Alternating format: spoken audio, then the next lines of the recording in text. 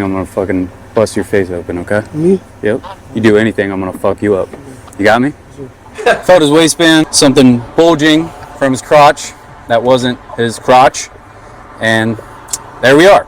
So, You got the extendo mag too. yeah, sorry for my vulgar language, but he started shaking and he kind of just started acting a little funny.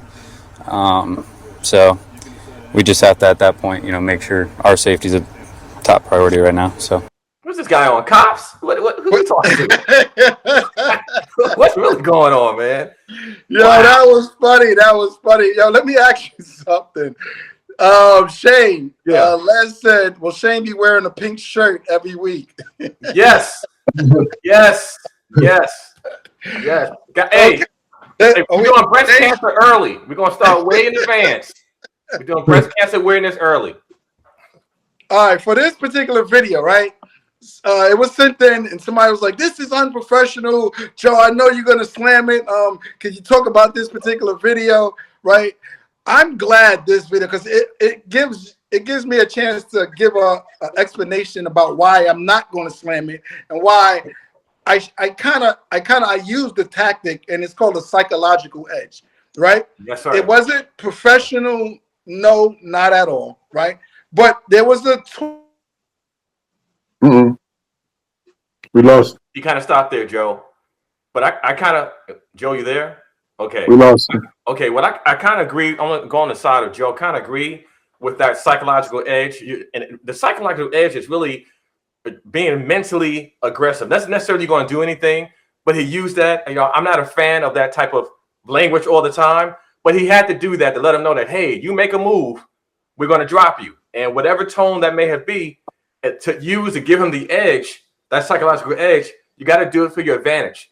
Him saying what he said, what happened? He was able to retrieve the weapon. The suspect was able to go to the jail safely, the prison safely, and so was the officer. Sometimes you have to use aggressive language when you're dealing with somebody who has a weapon. You got to let them know, hey, we got the jump on you. You do something, listen, it ain't going to work out well.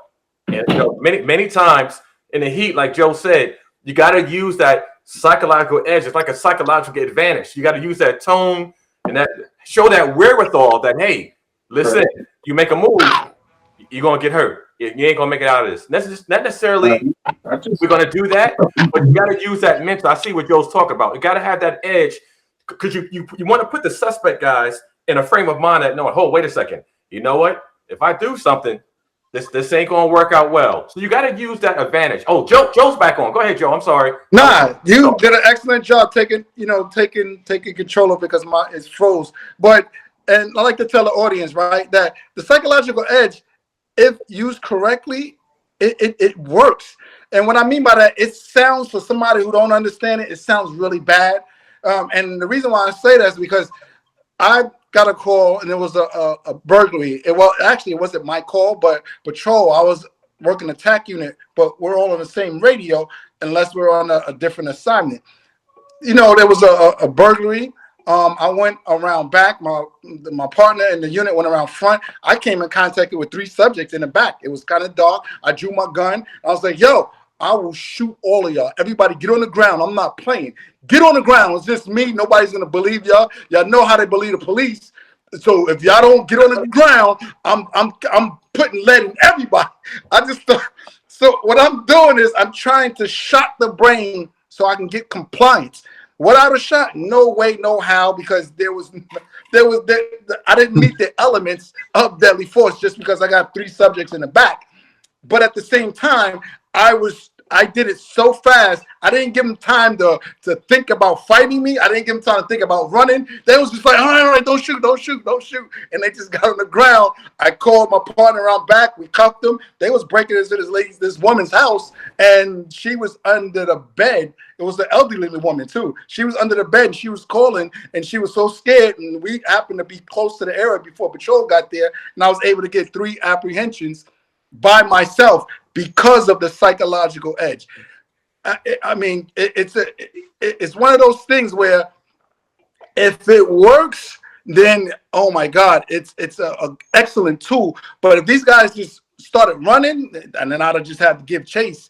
But it worked. So I'm not, depending on how that psychological edge is presented, I give officers pass on that. I give officers. I'm not talking about you're on the corner and you just start walking, somebody start cursing and start threatening. I'm not talking about that. I'm talking about in certain instances where there's a chance that either the person can start fighting or run from you, and you know you got the person is a suspect of a crime. Not just I'm just making contact and I just don't like how the person's talking. I just want to start speaking. I'm talking about in certain circumstances. I have used it and it worked wonders in my favor. So it's not necessarily that I'm going to like bash the use of the psychological edge. I think in this particular video, it was used well. He was patting the subject down. He felt what was a firearm. The guy had a firearm on him, and he quickly, I will listen. Don't touch the gun. Don't move, because people like to once you feel a gun. I've seen this happen. It happened to me multiple times. Soon as you pat that weapon, they try to run. And you're not knowing whether they're trying to run or they're trying to actually get the gun and use it against you. So I like how he used it. And then what was perfect behind it, like Shane said, he started explaining I had to do that because I ain't want you to, the psychological edge. He's pretty much telling them I was just trying to scare the shit out of you into you complying so nobody gets hurt. I really don't have no problem with the officers using psychological edge in this particular incident. Go ahead, Tom. No, it's like the psychological edge. It's like a stun to the brain when you scare an individual. It's the risk factor. My chances on doing what I'm about to do is going to outweigh the gain, and I can lose my life. And it works. It works. And you know what? In this case, the individual felt so bad.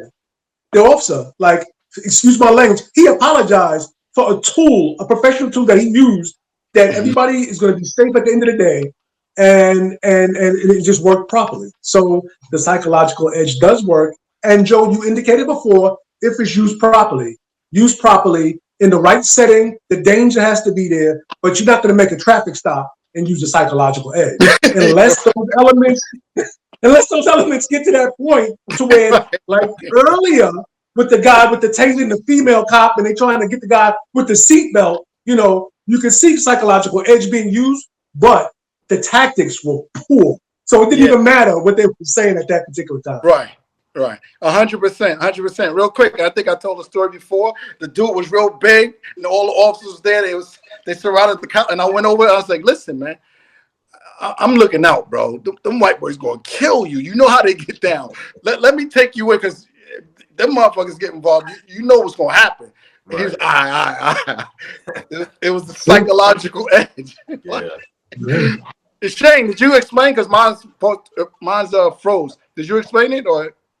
No, I explained it. I got a chance to talk. I kind of jumped in where you left off. Okay, perfect. Right after you jumped on. Yeah, I kind of agree with your guys' assessment. You got to use what you can to beat and to make advantage and to make sure everyone get home safe. And if you notice, again, that's a good point Joe brought out. He apologized, I guess, to the cameraman or what have you, but everybody was safe. That's the key. For everyone to get home, the suspect, including the officers. So use what you got to use. He didn't use any violence. He didn't use any additional force.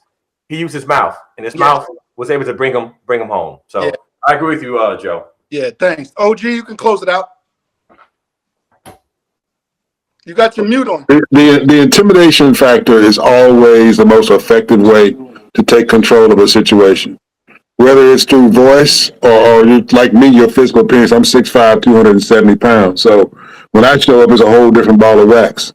As a matter of fact, when I was a rookie, man, they used to put me at the door when we go in the clubs and shut them down at 4 o'clock in the morning. We had in Memphis, it was Vance Avenue was the whole track.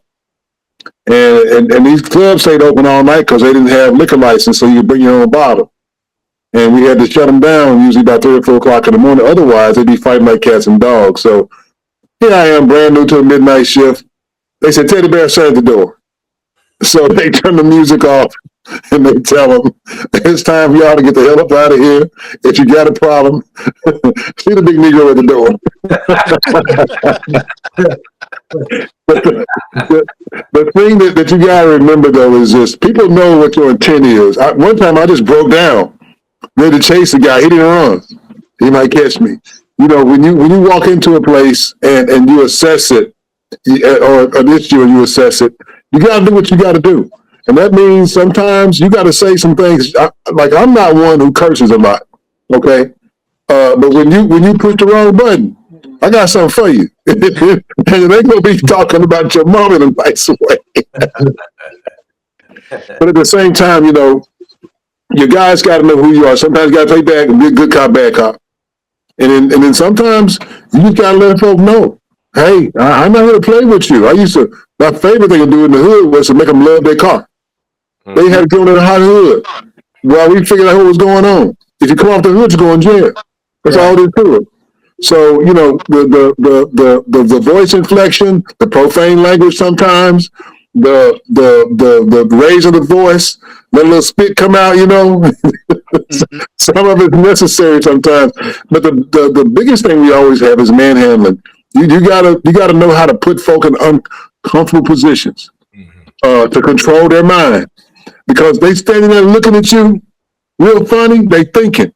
But when you make them do things like push their hips into the wall and walk their legs back out, put them in a little pain, a little inconvenience, they ain't thinking then because their ass is hurting. You know what I'm talking about?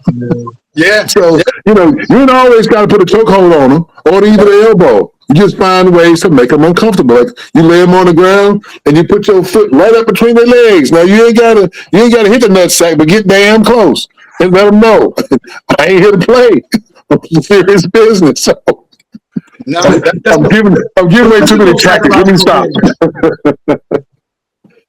Listen, everybody, we love the support. We love that you guys are chiming in. you. Thursday at 8 p.m. We give you our unbiased assessment. Please continue sending in the videos. We'll keep giving our unbiased assessment. Look, at the end of the day, we're giving y'all little